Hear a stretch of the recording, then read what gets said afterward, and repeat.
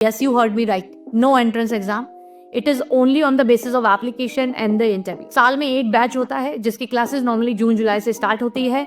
उसके एप्लीकेशंस खत्म हो जाते हैं नॉर्मली नवंबर दिसंबर के आसपास. तो हर साल अगर हम देखेंगे तो नवंबर के आसपास एप्लीकेशन स्टार्ट होती है. Hello everyone, good morning. Very few people know that there is a less competition path to get into executive MBA of FMS. हो सकता है फर्स्ट व्यू में तो आपको लगे that there are just 50 seats. Oh my God, what a competition! But stay tuned to know more about it and how this is less competition path. FMS Faculty Management Studies comes under Delhi University, founded in 1954. हम सबको ये बात पता है that this is a very very old institute. Executive MBA की umbrella के अंदर दो कैटेगरी आता है. First category is about executive MBA, which is actually in general. The second one is executive MBA in healthcare administration. Executive MBA general के बारे में already हम दो वीडियोस बना चुके हैं. एक लास्ट ईयर बनाया था हमने 2023 में और एक 2024 में, जिसके बारे में आप चेक कर सकते हैं. Link will be in the description. अब आ जाते हैं हम एग्जीक्यूटिव MBA हेल्थकेयर एडमिनिस्ट्रेशन के बारे में. इसमें जानेंगे हम सिलेक्शन प्रोसेस के बारे में, प्लेसमेंट के बारे में, क्लास शेड्यूल के बारे में, and whether this will be a right program for you or not. Fees हमको हमेशा से पता होती है that FMS में बहुत ही नॉमिनल होती है.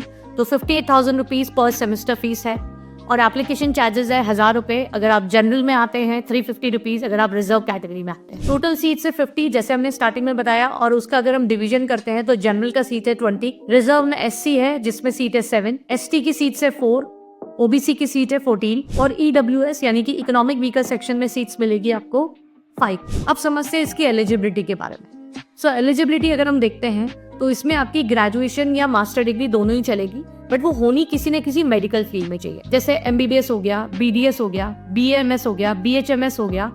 तो अगर इसमें इस तरीके की कोई डिग्री है, ग्रेजुएशन आपका हाईएस्ट क्वालिफिकेशन है, तो 45% graduation is enough for you to be eligible to apply. In case master degree में आपकी मेडिकल डिग्री है तो उसके लिए आपके पास मिनिमम परसेंटेज होनी चाहिए 55%. तो ये वेरी करता है कि आपकी मेडिकल डिग्री बैचलर में है, आप बैचलर के थ्रू अप्लाई करना चाहते हैं या मास्टर के थ्रू. अगर आपने इसका पूरा नाम ध्यान से सुना होगा इस प्रोग्राम को, तो ये है executive MBA health care administration.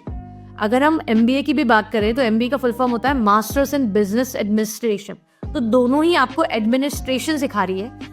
Executive MBA general में आप किसी भी इंडस्ट्री और किसी भी डोमेन का एडमिनिस्ट्रेशन सीख रहे हैं, पर यहाँ पे अगर आप एक हेल्थ केयर प्रोफेशनल हैं, आपको पता है चाहे आप डॉक्टर नहीं भी हैं, बट अगर आप एडमिनिस्ट्रेशन की तरफ जाना चाहते हैं, आप अगर किसी तरीके से आपका जो रहा है फील्ड वो फार्मेसी में रहा है, that you are working in some kind of profile into hospital, or you want to further make your business ahead, so this program will teach you the administration of hospital और health care domain. अब आते हैं सबसे बड़ी good news के बारे में, वो है no entrance exam. Yes, you heard me right. No entrance exam.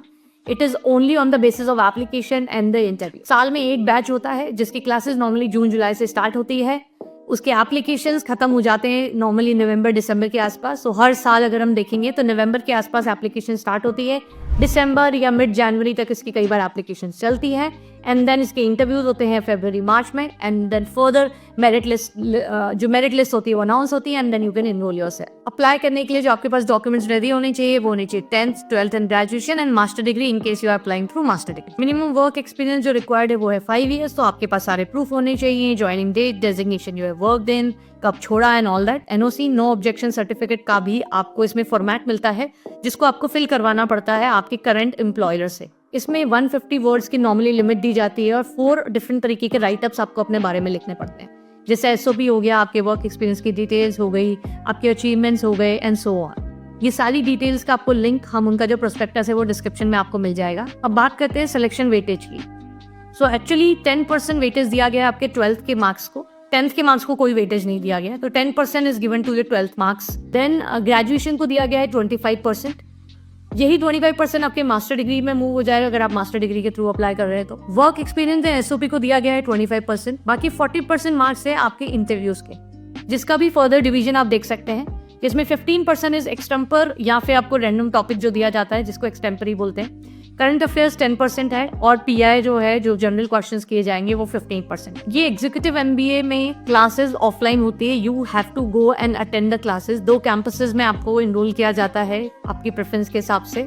ऐसा नहीं जो प्रेफरेंस दिखा है वही होगा, बॉस बहुत थोड़ा बहुत अपनी अवेलेबिलिटी भी देखते हैं. तो आपको एक या तो नॉर्थ कैंपस में या साउथ कैंपस में दिया जाता है, जिसमें आपको मंडे टू फ्राइडे इवनिंग में जाके 3 आवर्स की क्लास अटेंड करनी पड़ती है, एंड देन सैटरडेज को भी कई बार क्लासेस होती है, ऐसा बताया गया है. क्या क्या इंटरव्यू में क्वेश्चन पूछे जा सकते हैं, किस किस तरीके के डॉक्यूमेंट्स आपको लेकर जाने हैं, क्या क्या चीज़ों को आपको ध्यान रखना है, तो उसके लिए आप चेक करें ये वाला video. Link you will find in the description, जिसमें मैंने डिटेल में इसके बारे में डिस्कशन किया है। आई होप ये वीडियो ने आपको काफ़ी क्लैरिटी दिया हो। एंड यस, इस प्रोग्राम में अटेंडेंस मैंडेटरी है। इसके अलावा कुछ जानना चाहते हैं आप, या फिर कंफ्यूज है किसी और यूनिवर्सिटी के बीच में, और any other thing you want to discuss about that whether this is a right time for you to do an MBA or not, or if yes, which university, feel free to ping us on the WhatsApp. WhatsApp link is always in the description. Have a good day. Bye bye.